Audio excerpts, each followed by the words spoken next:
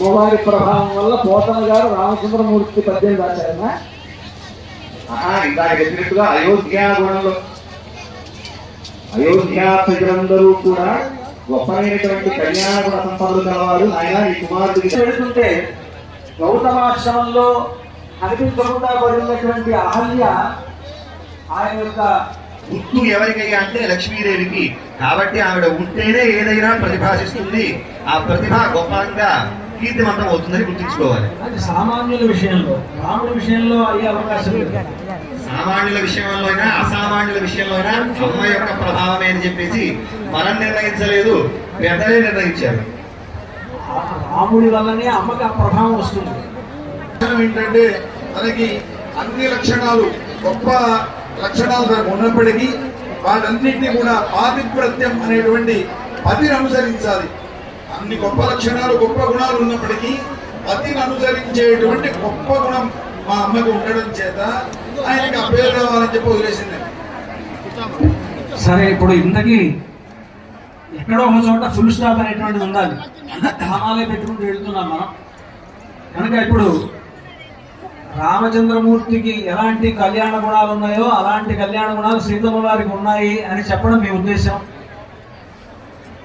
అలా చెప్తూ వస్తున్నారు. రామచంద్రమూర్తికి ఉన్నవి కళ్యాణ గుణాలు అని చెప్పిన తర్వాత రామచంద్రమూర్తి గురించే రామాయణం మొత్తం కూడా, కథ మొత్తం కూడా రాముడికి సంబంధించినటువంటి. సీతమ్మ వారి కరుణ చాలా గొప్పది. ఎందుకంటే కనుక ఆయనకి ఎంత గొప్పతనం ఉన్నదో సీతమ్మ వారికి అంత గొప్పతనం ఉన్నది.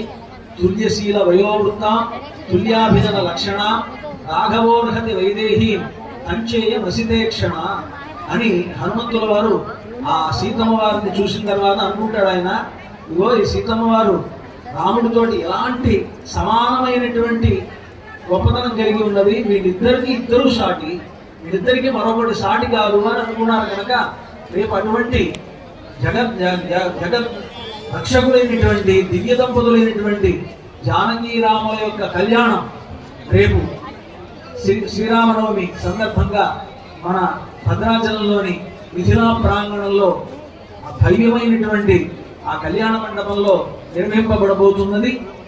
దాన్ని దృష్టిలో పెట్టుకుని ఏర్పాటు చేసినటువంటి ఈ ఎదుర్కోలు ఉత్సవంలో సీతమ్మ వారి గొప్పతనం చెప్పినా రామచంద్రమూర్తి గొప్పతనం చెప్పినా ఇక్కడ ఒకళ్ళకొకళ్ళు పోట్లాడుకోవడం అనేటువంటి ఉద్దేశం కాదు. సీతమ్మ వారు గొప్పవారు అని అందరికీ తెలియాలి, రాముల వారు గొప్పవారు అని అందరికీ తెలియాలి.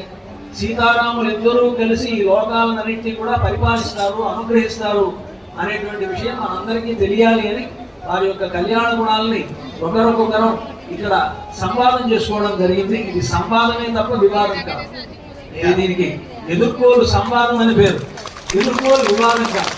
మీరందరూ కూడా ఇద్దరు మాట్లాడుకుంటున్నారు, ఇది ఎదుర్కోలు వివాదం అనుకుంటారేమో, ఎదుర్కోలు సంవాదమే. ఇది సంవాదం అంటే రాముడి గొప్పతనమైనా సీతమ్మ వారి గొప్పతనమైనా గొప్పగా ఇంకా ఇంకా గొప్పగా చెప్పడం దీంట్లో ఉద్దేశం. అలా మనం మాట్లాడుకోవడం జరిగింది. మన యొక్క ఈ సంవాద రూపమైనటువంటి సంభాషణను వినడానికి పరమశివుడు కూడా ఒకసారి వచ్చి అలా పలకరించి వెళ్ళిపోయాడు. ఆనందంగా అంతా కూర్చున్నారు, ప్రశాంతంగా మనం ఉన్నాం. ఇంకా జరగవలసినటువంటి కార్యక్రమాలు ముందు ఈ మాలా మార్పిడి కార్యక్రమం జరుగుతుంది. ఆ తర్వాత లగ్న పత్రిక పఠనం జరుగుతుంది.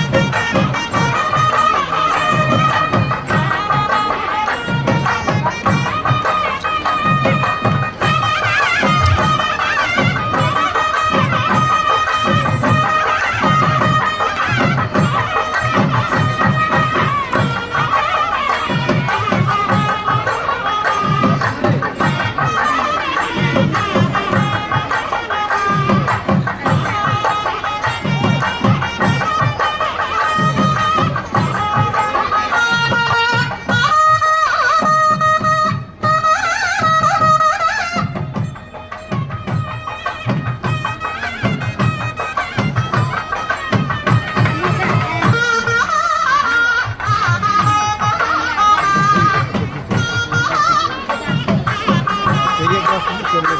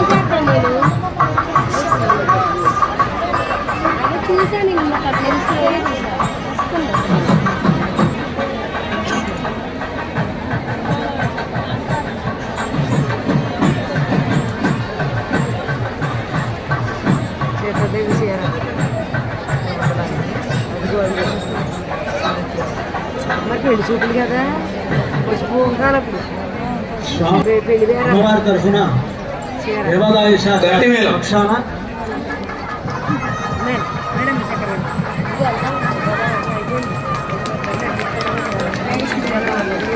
సెక్రటరీ గారు